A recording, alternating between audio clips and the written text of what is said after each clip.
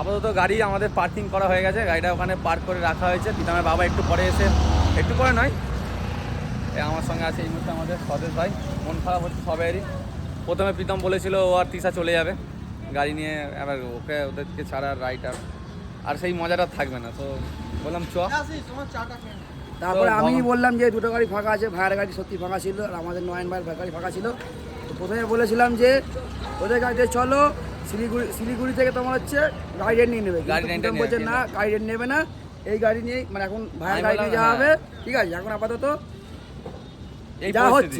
যা হচ্ছে সবাই মিলে যাওয়া হচ্ছে, মন খারাপ হচ্ছে, কিছু করার নেই। আমরা এই মুহূর্তে আছি কাঁচরাপাড়া কল্যাণীর, এই ঠিক মোট যাই না এটা কি, যাই হোক এই জায়গাটার নাম হচ্ছে কাঁচরাপাড়া। এখানে একটা আর্মি ক্যাম্প আছে ঠিক তার পাশেই, তার অপোজিটে এই চার্জ। তো মোটামুটি লাগেজে হচ্ছে এখানে গাড়িটা রাখা হয়েছে। আর দেরি করলে হবে না।